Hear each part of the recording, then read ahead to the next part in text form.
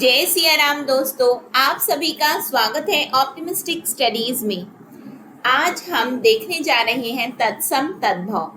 तत्सम तद्भव की यदि हम बात करें तो एकदम बेसिक से हम देखेंगे और एग्जाम में इससे रिलेटेड आपके कोई भी प्रश्न आएंगे तो आप मेरी गारंटी है कि आपका बिल्कुल गलत नहीं होगा यदि आपने ये क्लास को देखी है तो चलिए हम आज की क्लास को स्टार्ट करते हैं। क्लास को स्टार्ट करने से पहले यदि आप चैनल में पहली बार आए हैं तो चैनल को सब्सक्राइब कर लीजिए, साथ में बेल नोटिफिकेशन को ऑन रखिए जिससे हम जो भी वीडियो डालें तो आप तक पहुंचती रहे।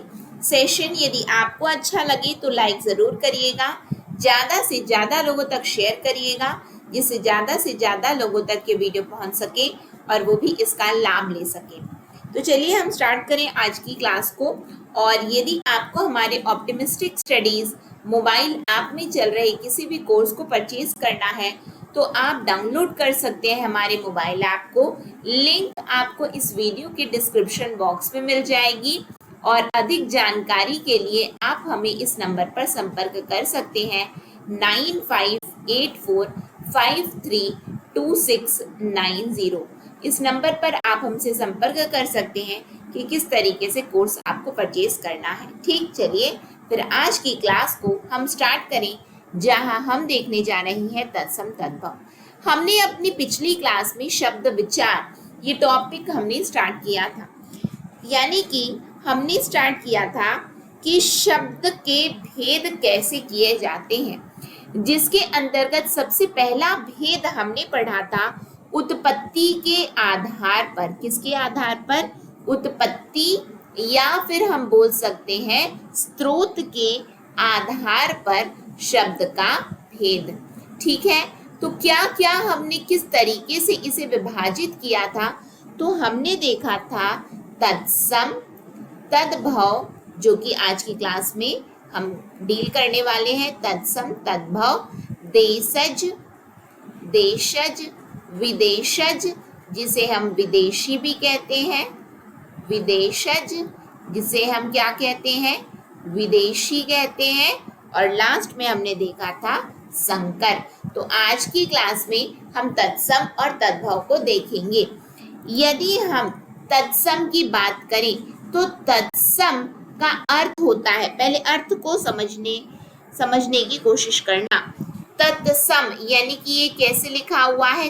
तत् धन सम, जिसके अंतर्गत इसका क्या अर्थ होता है? तत् मतलब उसके समान, तत् मतलब उसके, सम मतलब समान।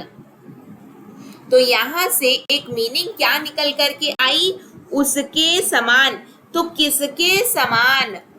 उसके समान, अर्थात संस्कृत के समान। अर्थात क्या, इसका अर्थ क्या हुआ? अर्थात संस्कृत के समान। ठीक है, संस्कृत के समान। इसका मतलब कि संस्कृत भाषा के ऐसे शब्द जो ज्यों का त्यों हिंदी में प्रयोग किए जा रहे हैं। तो यहाँ पे मैं लिखूं संस्कृत भाषा के ऐसे शब्द जो हिंदी में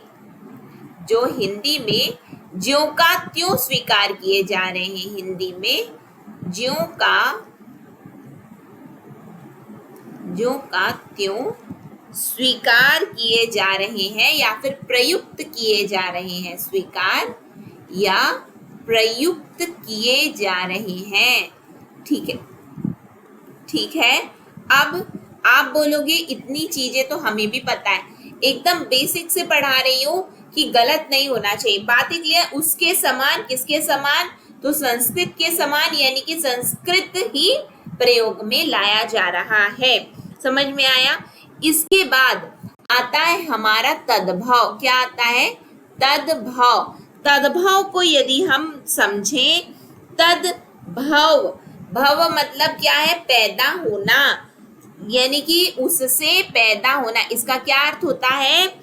तद धन भव, ये दो शब्द है ना, तद धन भव, यानी कि इसका अर्थ हुआ उससे पैदा होना, उससे पैदा होना तो किससे पैदा होना, उससे पैदा होना अर्थात संस्कृत से पैदा होना, किससे, संस्कृत से पैदा होना, ठीक है, संस्कृत से पैदा होना। इसका क्या मतलब हुआ, इसका ये मतलब हुआ, हम बोल सकते हैं कि ऐसे शब्द, संस्कृत के ऐसे शब्द जो हिंदी में परिवर्तन करके प्रयुक्त किए जा रहे हैं, तो उनको हम क्या बोलेंगे, तद्भव बोलेंगे।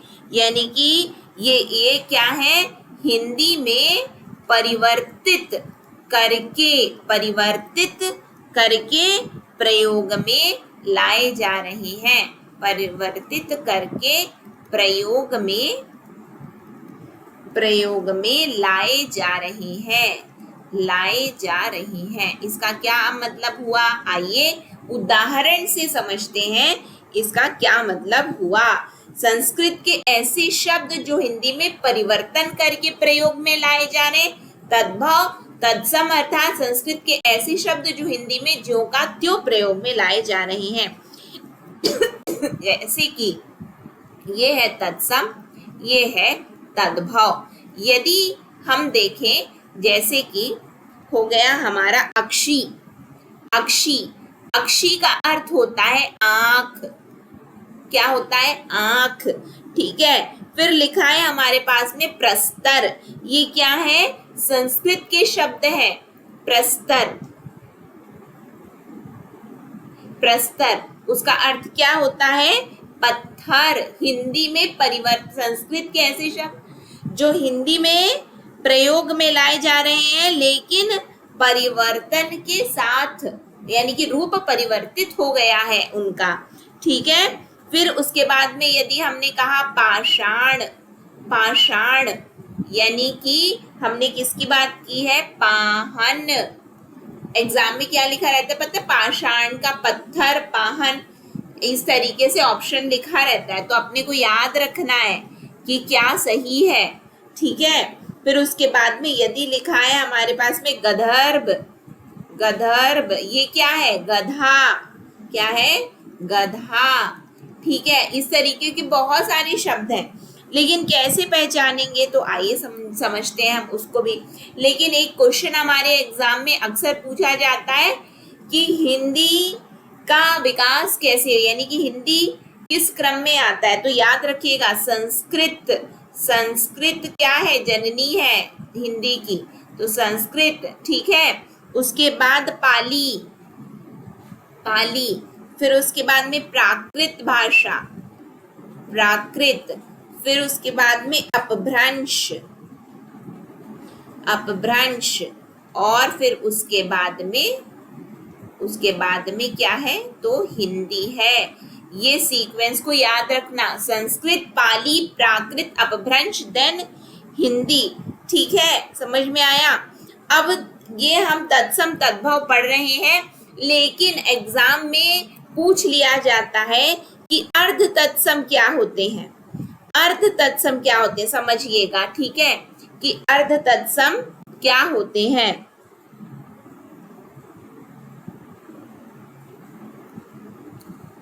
अर्ध तत्सम क्या होता है, जैसे कि समझना, मैंने क्या बताया कि गधर्भ यदि लिखा है तो ये क्या है, तत्सम शब्द है, बिल्कुल ठीक है। गधा लिखा है तो ये क्या है, तो तद्भव शब्द है। लेकिन यदि लिखा है आपका गधा क्या पढ़े हो, गधा का ग पढ़े हो, ऐसे बोल देते ना, टीचर स्कूल में बोल दिया जाता था, हमारे स्कूल में तो बोल देते थे, ठीक है। गधा क्या है, तो गधा ही आपका अर्ध तत्सम है, क्या है, अर्ध तत्सम कहलाता है। समझ में आ रहा है। जैसे कि गृह कारज नाना जंजाला, ठीक है। जैसे कि लिखा है कार्य क्या है, ये तत्सम है, इसका तद्भव क्या होगा, काज।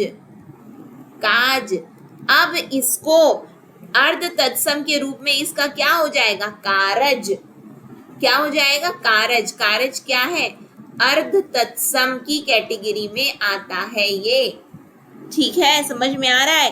कर्म लिखा है आपका, कर्म, तो इसको ये क्या है? तत्सम है, तो इसका आप हिंदी क्या लोगे? आप काम ले लोगे, है ना? काम। फिर उसके बाद में लेकिन इसका अर्ध तत्सम फिर क्या होगा? बताइए आप लोग, अर्ध तत्सम क्या होगा? तो करम, करम, करम, करम मिटाए ना मिटे, तो ये क्या है? अर्ध तत्सम होते हैं। यानी कि हमें ये भी समझना है कि यहाँ से यदि प्रश्न बनते हैं तो ये हमसे गलत नहीं होने चाहिए। ठीक है, अब लेकिन हम पहचाने कैसे कि कौन सा तत्सम है और कौन सा तद्भव है? तो नियम समझिएगा। ठीक है, यदि हम बात करते हैं कि हम कैसे पहचाने, तो नियम के अंतर्गत पहला नियम इसके लिए है कि यदि किसी शब्द में यदि आपको छ दिख जाए, त्रा दिख जाए, ज्ञा दिख जाए और श्रा दिख जाए, तो समझ जाइएगा कि ये क्या है? ये तत्सम ही है, तत्सम ही है। ठीक है, और ठीक इसका उल्टा, यदि आपको खा दिख जाए, यदि आपको ता दिख जाए, यदि जा दिख जाए या फिर सा दिख जाए, तो समझ जाइएगा कि ये तद्भव है। ठीक है, क्या मैंने कहा? छत्रज्ञा, अपन ये तो पढ़ते हैं। ठीक है, छत्रज्ञा और श्रा, तो उसका क्या होगा? छ का खा, त्रा का ता, ज्ञा का जा और श्रा का सा। उदाहरण से समझिएगा कि क्यों मैंने ये बात कही है। ठीक है, जैसे कि मैंने क्या बताया? छ दिख जाए या फिर ख दिख जाए, यानी कि ये हो जाएगा आपका तत्सम और ये हो जाएगा आपका तद्भव। क्या हो जाएगा? तद्भव। ठीक है, अब यहाँ पे समझिएगा कि ये कैसे बनना है, मैंने ये बात क्यों कही है। जैसे कि हम यहाँ पे बात करें, यदि हमारे पास में लिखा है अक्षत, या फिर हम बात करें क्षत्रिय, क्षत्रिय लिखा है, तो आप इसका क्षत्रिय का क्या हो जाएगा? खत्री। खा, क्यों? छा का खा होता है, त्रा का ता होता है, तो क्या हो जाएगा? खत्री। अक्षय लिखा है, अक्षय, तो या में छा का क्या होता है? खा, तो क्या हो जाएगा? यहाँ आखा। ठीक है, यदि आपका यदि कहीं पे लिखा है भिक्षा, भिक्षा, शा लिखा है ना, तो इसका क्या हो जाएगा? भीख। क्या हो जाएगा? भीख, भीख। ठीक है, फिर उसके बाद में यदि आपका लिखा है क्या बोलते हैं? अक्षत, जो कि मैंने पहले कहा था, अक्षत लिखा है, तो इसका क्या हो जाएगा? अखत। छ का ख हो जाता है, ये पहचानना है अपने को। दूसरे में मैंने आपसे क्या कहा? छत्रज्ञा, तो त्रा आया ना, तो त्रा का क्या हो जाएगा? ता हो जाएगा, तो त्रा का ता हो जाएगा। इसका मतलब यदि लिखा है मित्र, यदि लिखा है मित्र, तो क्या हो जाएगा? मीत। यहाँ पे भिख नहीं होता, भीख होता है, भिक्षा का भीख।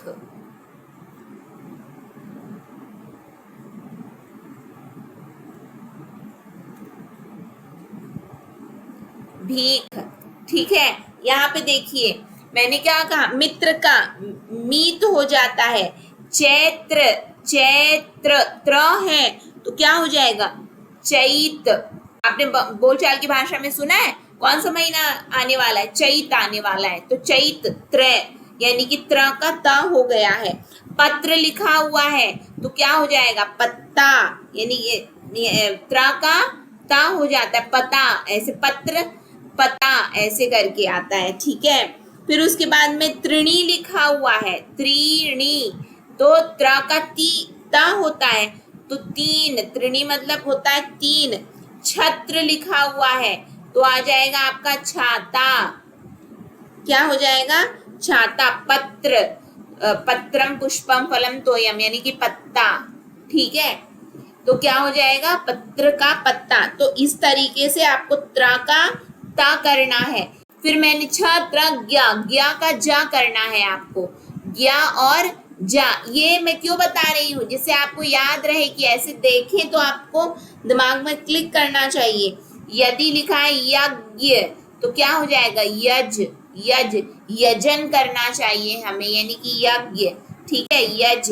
फिर उसके बाद में अज्ञान, अज्ञान तो क्या हो जाएगा? अजान। क्या हो जाता है? अजान। ठीक है, फिर उसके बाद में लिखा है ज्ञानवान, ज्ञानवान, ज्ञानवान, ज्ञानवान मतलब जानकार है ये। क्या है? जानकार। ठीक है, समझ में आया? ज्ञानी लिखा हुआ है तो क्या हो जाएगा इसका? जानी, यानी कि ज्ञा का जा हो जाता है तो छत्र ज्ञा हो गया। श्रा का सा मैंने कहा था तो श्रा है। ठीक है, उसका क्या हो जाएगा? सा हो जाएगा। जैसे कि समझिएगा, श्रम लिखा हुआ है तो क्या हो जाता है इसका? श्रा का सा तो सेवा। ठीक है, श्रावण लिखा हुआ है तो क्या हो जाएगा? सावन।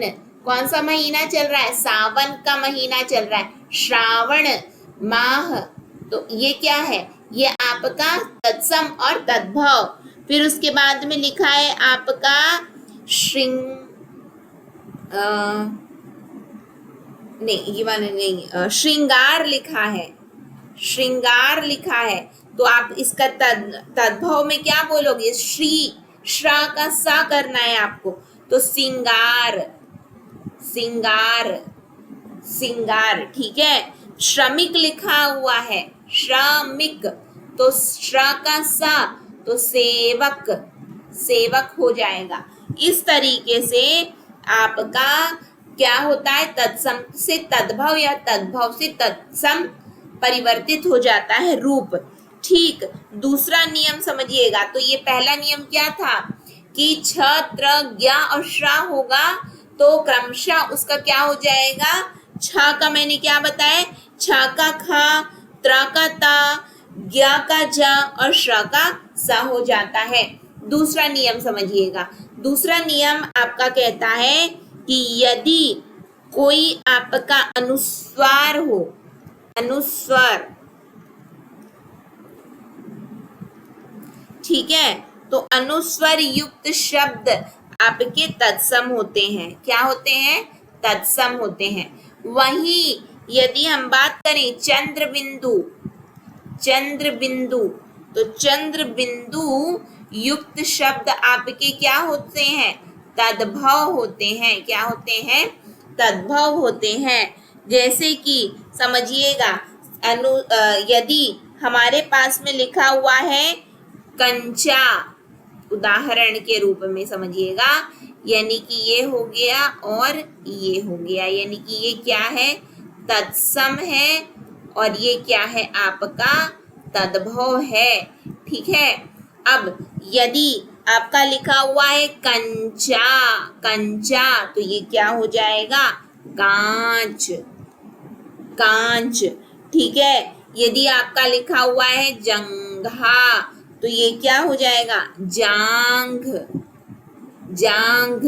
ठीक है, अनुस्वार और चंद्र बिंदु यदि लिखा है आपका अंक, अंक तो यहाँ पे क्या हो जाएगा? आंक, आंक। ठीक है, यदि लिखा है आपका दंत, दंत तो क्या हो जाएगा? दांत। होता है कि नहीं? अंधकार यदि लिखा हुआ क्या है? अनुस्वार, अंधकार है तो क्या हो जाएगा आपका? यहाँ पे अंधेरा, चंद्र बिंदु लग जाएगा।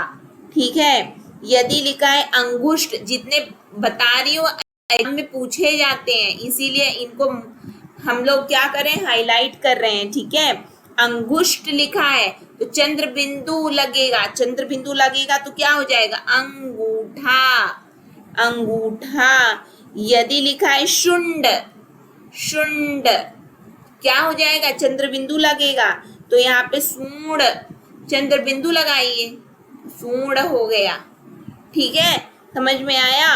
तो ये हमें दूसरा नियम हमारा क्या बोला, अनुस्वार युक्त शब्द क्या होते हैं, तत्सम।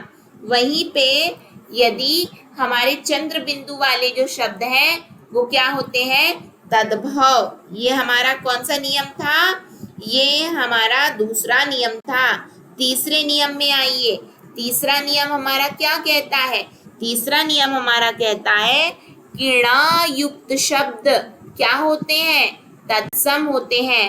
तो ण का न हो जाता है, न, तो न युक्त शब्द आपके तद्भव होते हैं।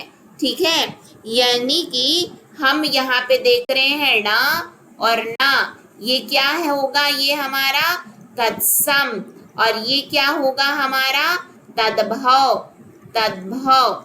ठीक, यानी कि यदि हमारे पास में लिखा हुआ है कर्ण, ण का न करना है तो कान हो जाएगा। यदि आपके पास में लिखा हुआ है पर्ण, तो ण का न होना है तो पान हो गया आपका। यदि लिखा है कोण, ण का न करो तो हो जाएगा कोन, क्या हो जाएगा, कोन। यदि आपके पास में लिखा हुआ है तृण, यदि आपके पास में लिखा हुआ है तृण, तो ण का न करना है तो क्या हो जाएगा, तिनका।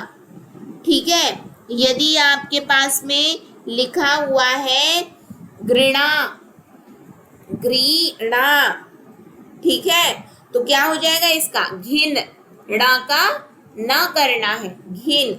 इस तरीके से आपको समझना है कि न है तो उसका क्या हो जाता है, उसका न हो जाता है। क्लियर है, ये तीसरा नियम हुआ। चौथे नियम में आइए। चौथा नियम क्या कहता है हमारा, चौथा नियम कहता है कि या युक्त शब्द तत्सम होते हैं, क्या होते हैं, तत्सम। वहीं ज युक्त शब्द आपके तद्भव होते हैं, तद्भव होते हैं। जैसे कि समझिएगा, यहाँ पे या लिखा हुआ है यानी कि किस कैटेगरी का है, तत्सम।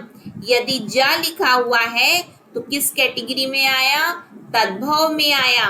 यदि आपके पास में लिखा हुआ है यम तो क्या होगा, जम। ठीक है, यदि लिखा है यमुना तो क्या हो जाएगा, जमुना, या का ज। यशोदा, यशोदा, तो इधर क्या हो जाएगा, जसोदा, जसोदा। ठीक है, समझ में आया। यदि आपके पास में लिखा है यश तो इधर क्या हो जाएगा, जस। ठीक है, योगी लिखा हुआ है तो क्या होगा, जोगी, जोगी। ठीक है, तो ये क्या है, हमने क्या पढ़ा, या का जा हो जाता है। ये कौन सा नियम था, चौथा नियम। सबको समराइज करूंगी, चिंता मत करना। पांचवा नियम क्या बोलता है, पांचवा नियम बोलता है कि हमारा यदि क्या हो, देखो, यदि आपका र वर्ण ऊपर लगा हो, समझिएगा, यदि आपका र वर्ण यदि ऊपर लगा है, ऊपर लगा है या फिर नीचे लगा है, नीचे लगा है, अर्थात इसका क्या अर्थ हुआ, अर्थात री युक्त शब्द आपके तत्सम होते हैं। ठीक है, तो क्या होता है, जब आप इनका तद्भव करोगे तो इनका क्या हो जाएगा, इनका पूरा रा बन जाता है, रा बन जाता है। इसका क्या अर्थ हुआ, इसका ये अर्थ हुआ कि रा या फिर री इनका लोप हो जाता है, क्या हो जाता है, लोप हो जाता है। समझिएगा उदाहरण से। ठीक है, ये आपने समझा, मैं ये पांचवा नियम है। जैसे कि उदाहरण से यदि हम देखें, यदि हमारे पास में लिखा है सरकरा, यानी कि रेफ ऊपर लगा हुआ है, रा ऊपर लगा हुआ है, तो इसका क्या हो जाएगा, शक्कर। र, र पूरा आया। यदि लिखा है हमारा, क्या लिखा हुआ है, कर्पूर, कर्पूर, तो क्या हो जाएगा, कपूर, यानी कि इसका लोप हो गया ना, देखो लोप हो गया, ऊपर का लोप हो गया।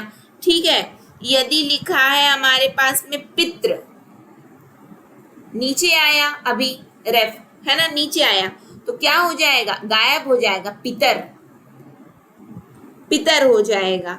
ठीक है, कर्म लिखा हुआ है तो क्या हो जाएगा, रेप, गायब, तो क्या हो जाएगा, ये काम, लोप हो जाता है।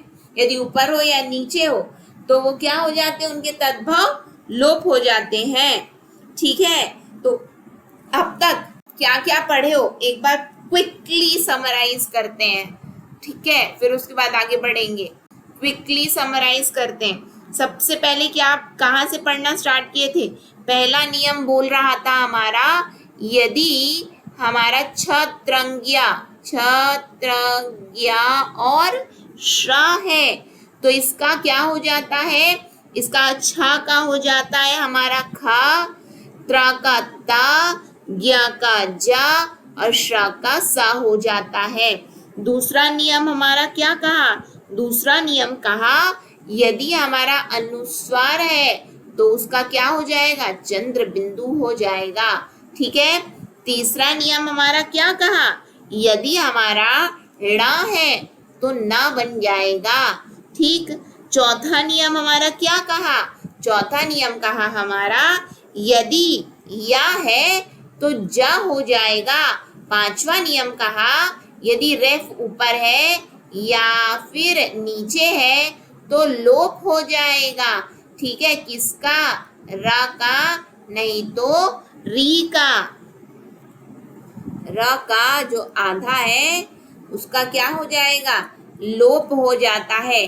अब तक हमने इतना पढ़ा और उसके क्या किए हमने, उदाहरण भी देखे। अब आइए अगले नियम में, छठवां नियम हमारा। ठीक है, क्यों, क्योंकि अब आप इससे, इसके बेसिस में आप क्वेश्चन बनाइएगा और यदि आपका गलत हुआ तो बताइएगा। ठीक है, यदि हमने, यदि देखा, ये हमारा छठवां नियम कहता है कि यदि डा है या फिर ढा है, ठीक है, इनके नीचे बिंदी यदि नहीं लगी है तो वो क्या कहेंगे, हम तत्सम कहेंगे। और यदि इनके नीचे बिंदी लगी है तो उनको क्या कहेंगे, तद्भव कहेंगे। समझ में आया, जैसे कि समझना, और यहाँ पे हमें ये तो तद्भव तो कहेंगे ही, और तत्सम में आने वाले टा का डा भी होता है। यदि तत्सम यदि टा है, तत्सम यदि टा है तो इसका क्या हो जाता है, इसका डा हो जाता है तद्भव में। अब इस आधार पर उदाहरण देखिए, इस आधार पर उदाहरण देखिएगा। यदि हमारे पास में ये है, हुआ हमारा तत्सम रूप और ये हुआ हमारा तद्भव रूप। ठीक है, यदि हमारा लिखा हुआ है घट, टा का डा हो जाएगा। देखिए क्या लिखा हुआ है, टा का डा हो जाता है, तो कैसे, घट लिखा है तो घड़ा, लगा बिंदु। ठीक है, यदि लिखा है घोटक, घोटक, तो क्या हो जाएगा, घोड़ा, बिंदु लगाइए, घोड़ा। ठीक है, फिर उसके बाद में यदि लिखा है कपाट तो क्या हो जाएगा, किवाड़, किवाड़, बिंदु लगाइए। ठीक है, यदि करपट लिखा है, टा का डा करना है, करपट लिखा है तो क्या हो जाएगा, कपड़ा। ठीक, समझ में आया आप लोगों को कि ये हमारा छठवां नियम क्या कहा, टा का डा होता है लेकिन बिंदु के साथ में, और यदि बिंदु नहीं लगी है तो वो तत्सम है, बिंदु लगी है तो वो तद्भव है। ये कौन सा नियम है हमारा, ये नियम है हमारा छठवां। सातवें नियम में आइए, सातवां नियम हमारा क्या कहता है, तो सातवां नियम हमारा कहता है, यदि श या फिर स किसी शब्द के प्रारंभ में आ रहे हैं, प्रारंभ में आ रहे हैं, तो उसको क्या कहेंगे? तत्सम कहेंगे। ठीक है। और इनका यदि हम देखें तो इनका क्या हो जाता है? श जो हमारा लिखा है, जैसे कि इसको उदाहरण से पहले समझा दो फिर नियम में जाएंगे। तत्सम, ये है हमारा तत्सम, क्योंकि बहुत से नियम ऐसे होते हैं कि उदाहरण से समझे हम तो बेटर अंडरस्टैंडिंग हमारी डेवलप होती है। ठीक है। यदि हमारा लिखा है स्वप्न, स्वप्न, ठीक, तो ये क्या हो जाएगा? सपना, सपना। यदि लिखा है हमारा स्वजन, स्वजन, तो क्या हो जाएगा? सजन, सजन। ठीक है। फिर उसके बाद में लिखा है हमारे पास में श्यामल, श्यामल, तो हमारे पास में हो जाएगा सांवला, सांवला। ठीक है। यदि लिखा है स्थिर तो हो जाएगा थिर, थिर। यहां से क्या समझ में आया अपने को? यहां से ये समझ में आया, ये आधा है तो पूरा हो गया, आधा है तो पूरा हो गया।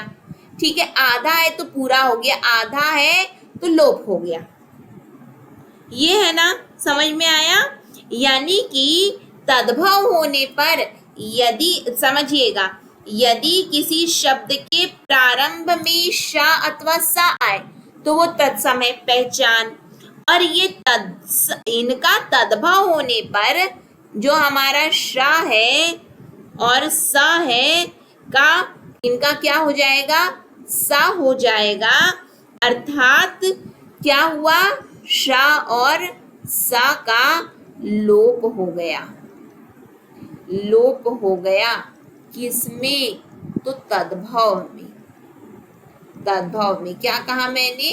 पहचान श स प्रारंभ में आ रहा है, इसका मतलब कि वो क्या है?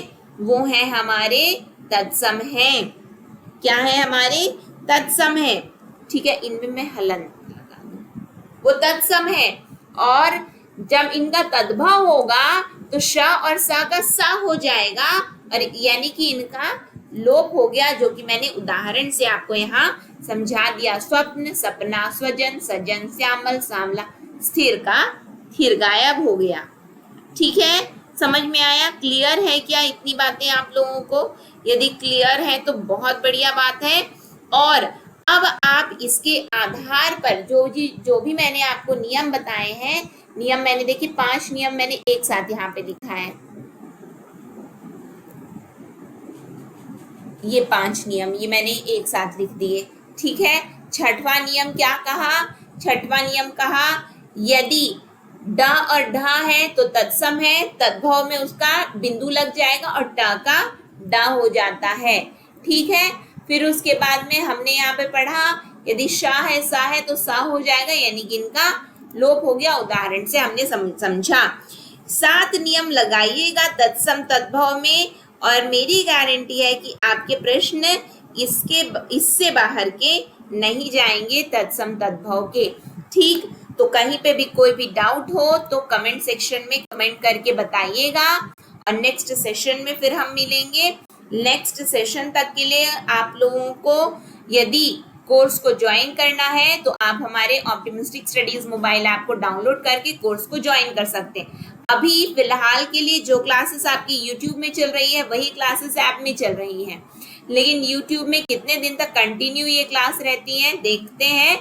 यूट्यूब में मोर फोकस एमसीक्यू पे करेंगे, और क्लास जो है ऑप्टिमिस्टिक स्टडीज मोबाइल ऐप में तो इसकी पूरी कंप्लीट पैकेज के साथ में है, व्याख्याता का कोर्स कंप्लीट करवाया जाएगा।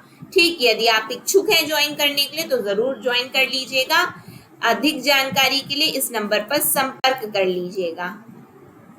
नंबर नोट कर लीजिए कि कहीं कोई डाउट आए कोर्स के परचेज करने में तो इस नंबर पर संपर्क कर लीजिएगा 9584532690।